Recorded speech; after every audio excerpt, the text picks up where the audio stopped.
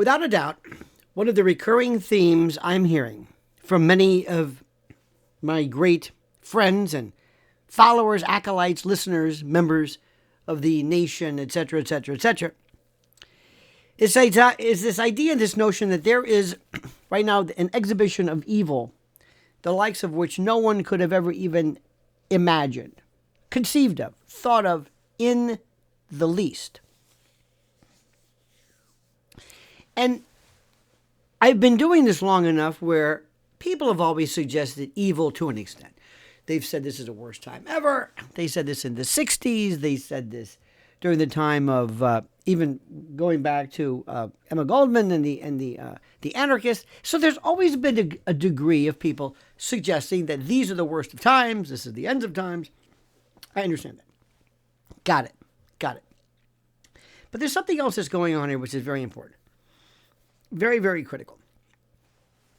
When you have people saying this is in essence, I don't want to be eschatological and go the end of times, but when you talk about this notion of evil, and you're hearing it in terms of the spiritual, the financial, the technical, big tech, AI, all of them in this levels of this concatenation of different theories, but all pointing to the same idea and outcome, there's something there. There's something absolutely positively there. And this is what I want to talk about. And a couple of provisos, please. I don't know what your level of biblical knowledge is. I don't want to say or refer to this as a biblical reference because there are some people who may not believe in the Bible or who are not Christian. And I respectfully submit that you do not have to be a Christian or conversant with the Bible to understand that what's happening right now, listen to me, is indeed everything they say it is. Now, over the past, I guess, several years, there's a striking set of conversations that has emerged, again, at the intersection of finance and technology and religion and political philosophy. Very unique. And few voices in the discussion have been as outspoken as this one particular lady, and her name is Catherine Austin Fitz. Look her name, F-I-T-T-S, Catherine Austin Fitz. She served as Assistant Secretary of Housing during the administration of George H.W. Bush 41. And she has become widely known in our world, in our independent circles, for her warnings and her admonitions about the potential implications of CBDC, central bank digital currencies, okay? And what she has said, and what her commentary has dealt with, often blends economic analysis with culture and even spiritual concerns. And this is where I think it's interesting, this intersection. And this is why her recent interviews and speeches have generated so much attention from us. We are the enlightened. We are a group of people who transcend anything that normally fits into the conversation spectrum. We are not left. We are not right. We are not conservative. We are not any of this. We aren't there. Okay? We're not there. We're different. We embrace conspiracies, but we're not conspiracy lunatics. We blend spiritual and reality all in one. We are different. We are not a one or the other. We are not apodictic. We are not Manichaean. We're not good versus evil. Sometimes we are gray. Make America gray again. Sometimes answers are dependent upon from whose perspective you review them. Now, to understand this discussion, it's important to begin with the basic concept of something which I want to bring to your attention. A CBDC, a central bank digital currency, is a digital form of national currency issued directly by a country's central bank. Now, unlike cryptocurrencies such as Bitcoin, which operate on, in essence, decentralized networks outside the direct control of governments, CBDCs would be part of the official monetary system. Governments and central banks argue that digital currencies could improve, payment efficiency. It could reduce fraud, paperwork. It could lower transaction costs, and it could help in essence, modernize this financial infrastructure. Nonsense. Institutions like the Federal Reserve, which nobody understands. By the way, ask somebody, what's the Federal Reserve? Ask friends of yours, just at a table. Say, just curious. Anybody know? They still have no idea. Central bank, the notion of that. Somebody said the Federal Reserve is this Federal Express. If you think, let me stop you right now. If you think this is some arcane, recondite discussion about money and dollars, you are. This is the essence of how you destroy personal freedom. And with that, humanity. You think I'm exaggerating? The Federal Reserve and others have studied this idea for years. The governments have. And many countries are experimenting with pilot programs. China's digital yuan, Y-U-A-N, that project has been one of the most visible examples. Watch what China's doing. Remember, what's the expression? When they sneeze, we get a cold. European policymakers have discussed a kind of a potential digital euro through the European Central Bank. And supporters of these central bank digital currencies, these CBDCs, see them as a natural evolution of modern finance in an increasingly digital world. Ms. Fitz, however, has framed the issue very differently. And this is what I want you to understand. In numerous interviews, I think she spoke with Tucker recently, she spoke with everybody. She argues that the architecture of CBDCs could allow unprecedented financial surveillance and control if misused. You know what I'm saying? In her view, the combination of programmable digital currency and data collection and centralized authority could enable governments or financial institutions, could allow them to monitor every transaction you ever have made in ways that traditional cash systems don't permit. People who don't like CBDCs, of which I am one, share some very, very simple concerns, especially in regarding privacy and financial autonomy. Civil liberties, and those people who advocate civil liberties have asked whether digital currency systems might allow, for example, governments to restrict certain purchases or impose some type of draconian automatic penalties or freeze accounts more easily than in a cash-based economy. That's what you've got to pay attention to. And if I can do that, I can control everything, up to and including churches, politics, thoughts, expressions of artistic expression. It changes everything.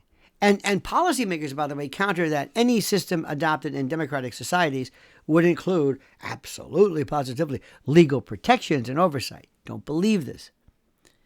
The debate, therefore, centers on whether, and this is important, whether the benefits of efficiency and modernization, in effect, whether they outweigh the real potential risks of concentration of power within financial infrastructure. Let me tell you this. If you think that this is some boring money lecture, you don't understand. Money is your freedom. Money is your ability to do what you want, to buy Bibles, to buy music, to live where you want, to marry whom you want, to believe what you want, to say what you want. And the government so far, does not necessarily know everything you're doing or why you're doing it. It would do it then. And what has made Fitz's commentary especially controversial is that she sometimes links the issue kind of a broader cultural or religious theme. In fact, recently this Ripperger, this Father Chad Ripperger, I believe, who was on with Sean Ryan, did the same thing. See, in several talks, she's referred to fears, among others as well, and among some Christians, that advanced financial monitoring systems could, in essence, resemble prophetic warnings about economic control found in the book of Revelation, where symbolic reference to a system that governs buying and selling appear. Revelations. Now, some commentators interpret those passages, those references, metaphorically, while others take them more literally. Now, what Fitz has occasionally preferred or done and referenced in these ideas is when discussing what she believes could become a highly centralized financial order. Okay? For fans of hers, for supporters of her viewpoint, of which I am one, the comparison reflects concern about moral and spiritual dimensions of economic power. For those who criticize it, it represents a kind of a blending of theology with political analysis, and they view that as speculative or exaggerated or unnecessary. Of course, remember, anybody who shoots down an idea wants to shoot down the idea because they don't want you to pursue it, because the idea threatens them. And regardless of your perspective or your religion or whatever it is, the reference to religious symbolism has absolutely ensured that the discussion attracts attention beyond the traditional. Why this is important and why this is so critical is we're talking about, in essence, the Antichrist. We're talking about the Antichrist. Another person that we're talking about who comes up into this is a fellow named Peter Thiel. He is, as you know, he's a huge individual regarding the technological power and the future of digital finance. Peter Thiel, Palantir, you know about him, right? He's best known as a co-founder of PayPal and as an early investor in major tech firms, including Facebook and such. But over the years, he has become one of the most influential thinkers in Silicon Valley, in big tech. He is up there. And he's often speaking about the relationship between, in essence, technology and technological innovation and political systems. And while Mr. Thiel is not an architect of CBDC policy, his broader commentary about technology and data and institutional power, all of that is sometimes discussed, again, in the same conversations. So, and he's also repeatedly warned, that technological systems that we're talking about right now can concentrate influence and control and power in the hands of a very small group of people, of actors, of scary people.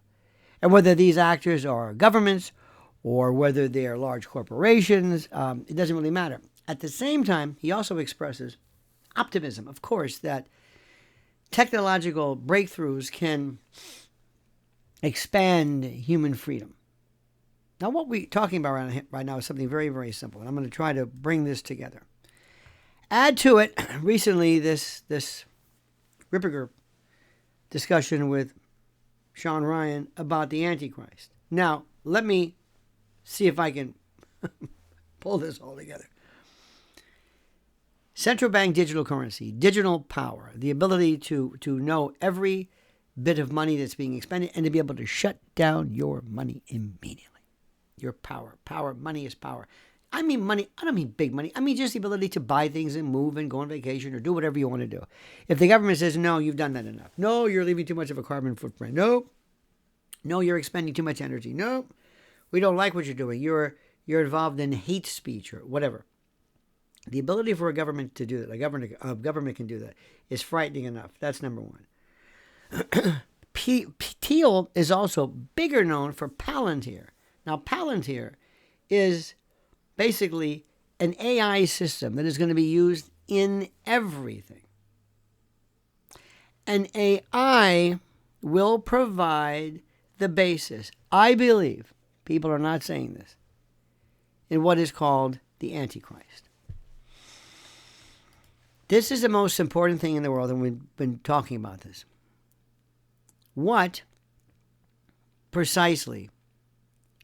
is the Antichrist? What precisely is it? What is the Antichrist? What's the source of it? What is it really today? Not historically, but what is it and how does it affect us or you today? And I'm saying something, whether you believe in, again, Christianity, it does not matter. Listen to what. There have been references in Hebraic references to Moloch and child sacrifice that I think makes a lot of sense. But a little background, the idea of the Antichrist comes from the New Testament and the Bible, and its meaning depends pretty much on how someone interprets the text. The word itself appears in the letters of John the Apostle, especially the first epistle of John and second epistle of John. In the writings that he talks about, the Antichrist that we speak of is not described as a single kind of a dramatic villain or a monster at the end of time. John uses it to describe people or forces, a conglomeration, if you will, of forces that oppose or deny Christ's teachings. And in that sense, the concept referred to a spirit of movement or deception. And what it is when you think of anti, it means almost not against, but the reverse of the alternative. Antimatter, anti-gravity. Okay. Over time, the blended imagery of the biblical texts, particularly the book of Revelation and passages in the second epistle of the Thessalonians, that describe a powerful end-time figure, often called the man of lawlessness or associated with the beast. Later, Christian theology basically merged all of these threads together in this multi-layered effect, and developed the popular concept of one final world leader, one who will deceive humanity before the end of history. That's the part. It will deceive humanity. And scholars and theologians have described many, many ways, but three major forces and ways to interpret the Antichrist. And again, remember, I'm going to say this again. I don't care what your religion is. Just listen to this and learn something. Call, interpret, pull from it. The first view of the Antichrist is a symbolic force, meaning, I guess, an ideology or a government or a cultural movement that opposes the ethical teachings of Christianity in the interpretation, in the spirit of the Antichrist. It's wherever truth is replaced with deception, kind of like the negative counterbalance. The second view is that the Antichrist is a future political figure who could arise during a global crisis. People who hold this view often imagine a charismatic leader, somebody promising peace or stability or whatever, but gradually concentrating power. And the third view deals with something purely metaphorical. It's a warning about corruption and propaganda and the like.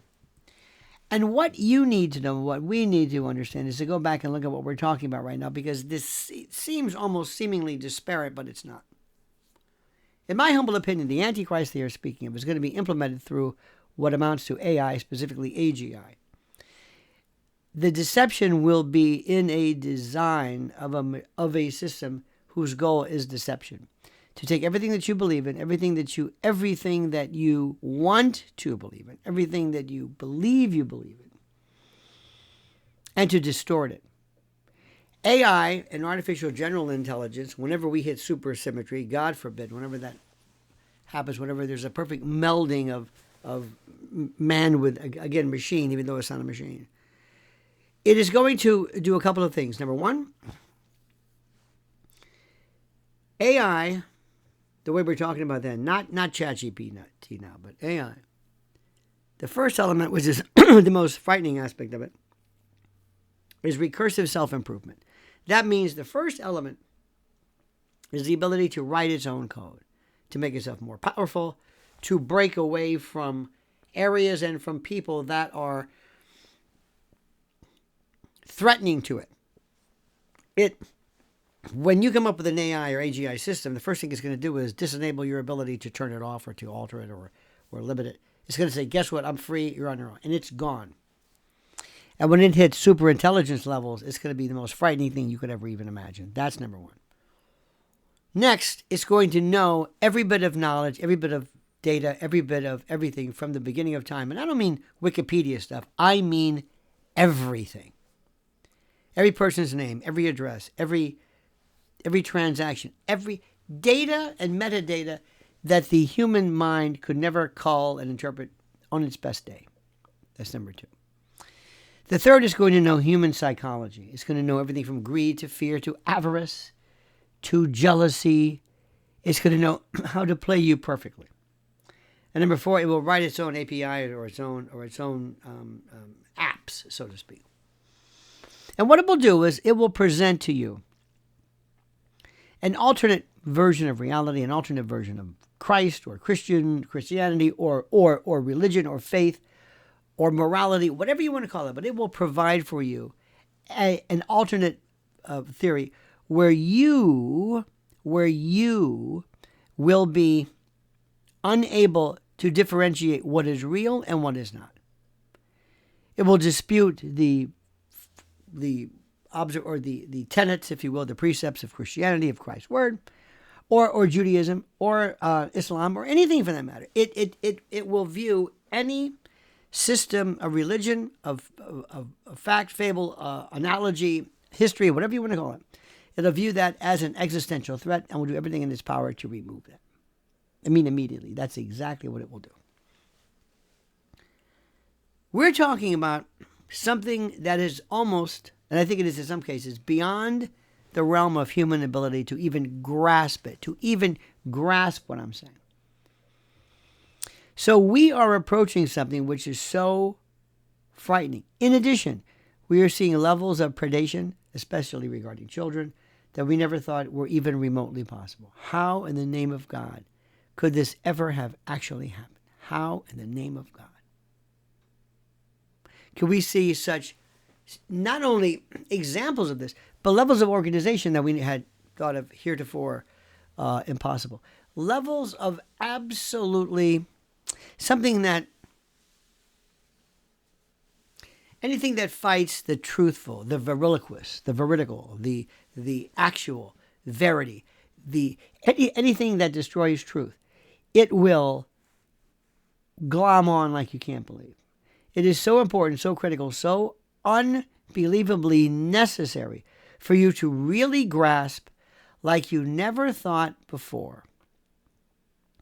For you to really grasp the idea that what we are doing right now and what we are seeing is an affront, not just to the American way or our system of government, yeah, that's it, but to the very soul and the very elements of existence that we as humans have.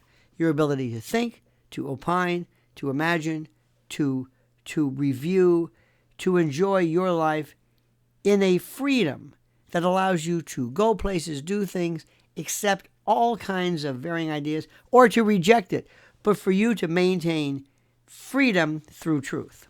That's exactly what they're doing. That is precisely the case. And let me also tell you something which is critical. The three will merge. You will see CBDC, the rise of globalism. You will see the rise of digital autonomy and digital tyranny.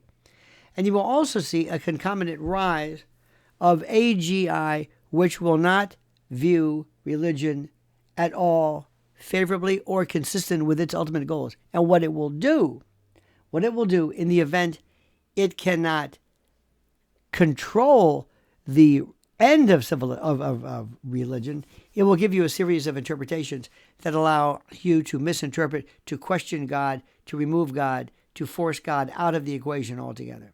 That's what we're talking about. It's beyond anything we've seen before. I cannot say this enough. This is bigger than anything you can imagine. This is happening right now. My biggest problem is whenever I try to bring this up to people, I think there is an inherent kind of a roadblock, an intellectual, cognitive inability to really grasp what we're talking about, because it's very, very, very ephemeral, very, very, very, what's the word? Very abstract. Abstract to the point where it really makes absolutely no sense whatsoever to many, many people. But you've got to take my word on it. This has nothing to do with me. I don't make any money from this. I have no reason to gain from this other than to tell you, to warn you what I know is happening and what I know is here. And we can do something about this. And the very first thing you can do is to be aware of it. When parents ask either my wife or I, what is the best thing we can do to stop child predation and child victimization and the like, the first thing is to vaccinate your children with the truth. Make them aware of it so that whenever they see anything coming up, they know to tell mommy and daddy, and they understand that their body is precious and their body is theirs, and nobody should ever traverse or trespass upon that, with the exception of a doctor or mommy and daddy or whatever it is. But what I'm saying is you vaccinate through knowledge. And what I want you to do is, it's incumbent upon you to research this. ChatGPT is a tremendous, and by the way, ChatGPT and AI we also see in regular conventional search engines. But ask yourself, who is this Fitz? Who is what is how do you juxtapose and connect the Antichrist with central bank digital currency? It's a wonderful question. Because if you're going to be a soldier in the 21st century, if you're going to be a soldier, remember, information is the ammunition. But you're going to have to be smarter than you ever were before. I don't care where you're from. I don't care your level of education. If you're a high school graduate, if you're young or old, never been to high school yet because you're 13 years older, I don't know. This is not subject to debate. This is not an elective. This is not should I play pickleball or not? No. If you want to exist, if you want to see the future of the human race prosper and not succumb and collapse to this perfidy through Antichrist, through evil, through systems and legions and coteries and cadres of evil, the fact that we've never even seen before, it's incumbent upon you to realize, for you to say, I'm going to join this battle. I'm going to be this warrior. I'm ready to go. I'm ready to go. That's precisely what we're talking about right now. You want to be able to say, I'm ready to go in this. This is not a drill, my friend. I don't care whether you are religious or Christian. It doesn't really matter. The notion, the part which is critical about the Antichrist is that it speaks to, whether it's a symbolic, I don't know. But it speaks to a situation that we're seeing daily. We're seeing a level of corruption. We're seeing a level of depredation that is so horrible. I never thought that even possible. So take what I'm saying, not cum grano salis, not with a grain of salt, but take it 100% in your heart and in your mind and understand they are coming for us. And they are either digital tech ghouls, Silicon Valley, globalists, whoever the ruling class, whatever word makes sense to you and whatever word or concept works, they are coming for us, my friend. This is not a joke. This is not an exaggeration. This is not, henny penny, the sky is falling. I don't want to be some Cassandra. I don't want to be always portending doom. I don't want to be that person where you say, oh my God, here he goes again. I am dead serious. I hope I don't step on any toes. And if I do, so what? Get over it. Buy thicker shoes. Buy thicker skin. Do something. This isn't a joke. This is not a joke. And if you're going to use religion as a protector, great. But understand that it is not going to protect you in and of itself. You're going to have to incorporate a real world, real time, full scale, 24/7 panopticon view of the world and understanding how, as you might say, God's or Christ's energy enemies work. However you do this, whatever your perspective, I don't care. If you believe it's good versus evil, fine. If you believe it's God versus the devil, fine. It doesn't matter to me. That's your interpretation. As long as you join the army now. As long as you join this, because I'm telling you, they are after our freedom, they are after our humanity, and it's happening before our very eyes. And there are people on, you're not going to hear this on Fox News or CNN nobody, that goes against the demographic. You're hearing it though through the magic of the magic tubes of the internet. And if you know anything about me, I've been talking about how AI and AGI poses an existential threat, but now coupled with the notion of the Antichrist, as it's been adduced, along with central bank digital currency and digital tyranny, it is standing right in front of you with a gun that says, I'm going to rob you. I'm going to rob you in 1 minute. Well, guess what? The robbery's already commenced. But they tell you this. They don't want you to, they never hide anything from you. They tell you. Sam Altman, scariest person on the planet, is so hubristic, so contemptuous of your particular freedom, they tell you exactly what it is that they want. And they're going to do. And they make no bones about it. So my friends, I want you to join with me in this. We're going to do this. There's no reason to be upset, but arm yourself with knowledge. If I can be of any help, please let me know. If I can perhaps guide you or explain something to you, please let me know. We need warriors, as my wife would say. We need battle-ready, battle-toughened, intellectual, spiritual warriors ready to take on a new level of tyranny mixed with raw and unabashed, unmitigated evil, the likes of which we have never seen in our lifetime. Thank you, my friend. Please do me a great and a glorious favor. Please like this video. It means a lot to me. Please subscribe to our channel. Hit that little bell so you're notified of live streams and new videos. Thank you so very much for how kind you've been to me and how kind you've been to my wife by following her, which I continue to implore you, and I put a link in the description for her, at Lynn's Warriors. Follow her on YouTube. And listen to what she's doing. Listen to how she is warning you and sounding the klaxon and sounding the warning shot in her own particular realm. Please also, if you could, you would hit that little bell so you're notified of live streams and new videos. And I've got some questions in the back for you at the end of this that you might want to peruse and review to lend your genius. And in the meantime, I thank you for being a part of this. And I ask you right now, as I always do, to comment as you see fit.